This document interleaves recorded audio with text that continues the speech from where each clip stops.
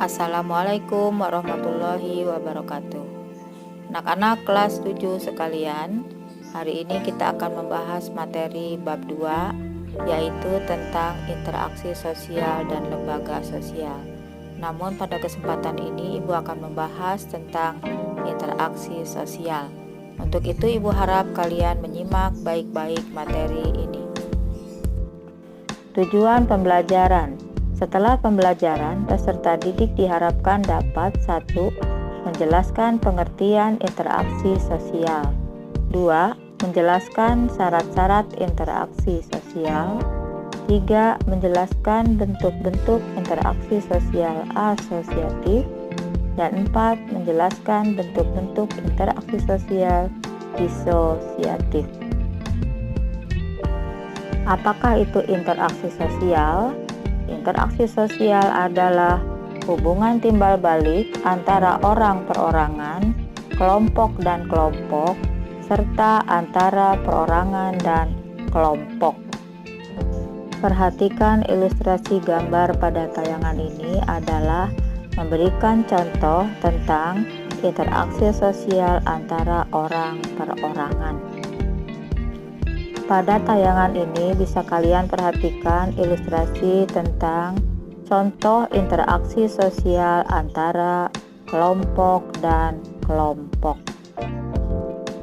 Ilustrasi selanjutnya adalah menggambarkan tentang contoh interaksi sosial antara perorangan dan kelompok.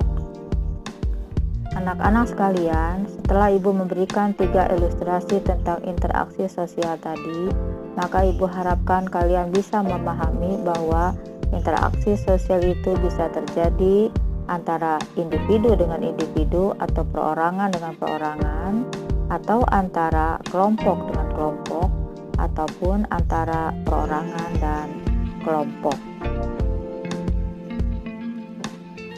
Selanjutnya, Ibu akan menjelaskan tentang syarat-syarat interaksi sosial.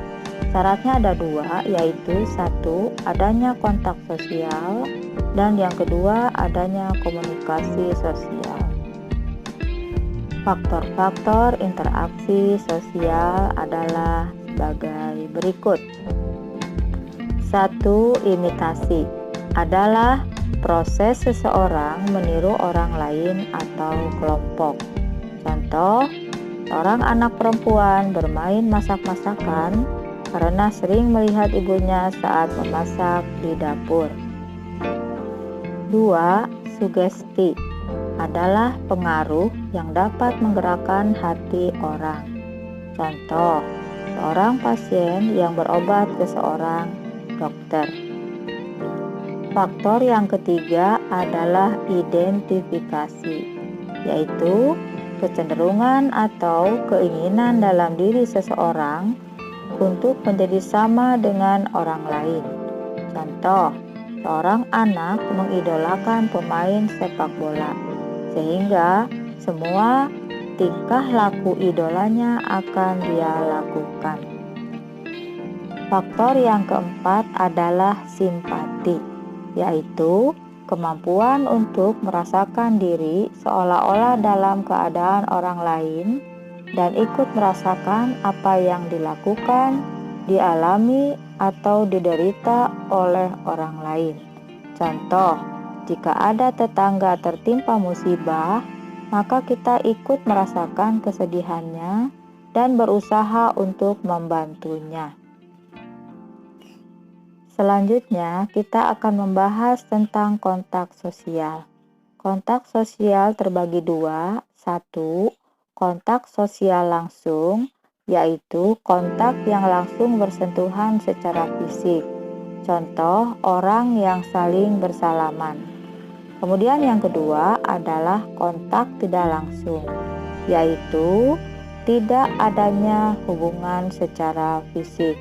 Contoh, surat menyurat, telepon, SMS, dan lain-lain. Selanjutnya, komunikasi sosial juga terbagi 2, yaitu adanya komunikasi langsung berupa proses penyampaian pesan dari seseorang kepada orang lain.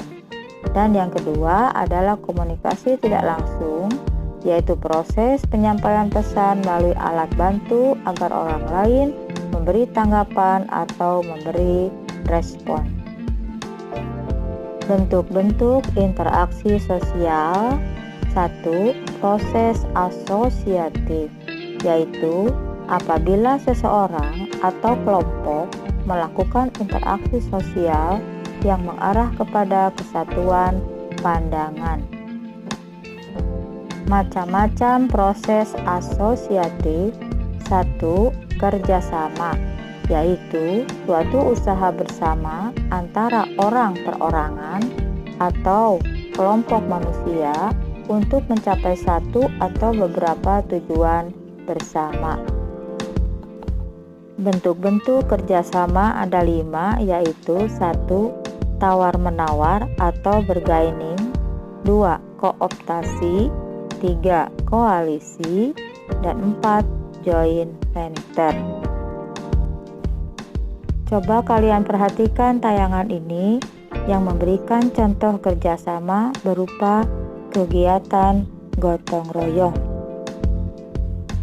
Proses asosiatif yang kedua adalah akomodasi, yaitu usaha manusia untuk meredakan suatu pertentangan dan mencapai kestabilan. Proses asosiatif yang ketiga disebut asimilasi, yaitu cara-cara bersikap dan bertingkah laku dalam menghadapi perbedaan untuk mencapai kesatuan dalam pikiran dan tindakan. Contoh, warga Tiongkok yang telah lama tinggal di Indonesia telah berbaur dengan budaya setempat. Perhatikan ilustrasi pada tayangan ini, yaitu menggambarkan contoh asimilasi. Silakan kalian lihat di sana adalah tampak sebuah tarian topeng yang berasal dari Betawi, yang merupakan budaya asli masyarakat Betawi dan percampuran antara budaya Cina dan budaya Sunda, sehingga melahirkan jenis budaya baru yang kita kenal dengan nama budaya Betawi. 2. Proses disosiatif adalah seseorang atau kelompok melakukan interaksi sosial yang mengarah pada konflik dan merenggangkan solidaritas. Bentuk-bentuk disosiatif ada 3, yaitu 1. Kompetisi, 2. Kontravensi, dan 3. Pertentangan atau konflik. Perhatikan ilustrasi pada tayangan ini yang menggambarkan contoh kompetisi. Kemudian perhatikan pula contoh pada tayangan ini menggambarkan tentang adanya kegiatan demonstrasi yang memberikan gambaran adanya pertentangan atau konflik. Pengertian kompetisi adalah suatu proses individu atau kelompok yang bersaing untuk mencari keuntungan melalui bidang-bidang kehidupan. Contoh, usaha untuk memperoleh gelar juara atau memperoleh piala atau hadiah dan lain-lain.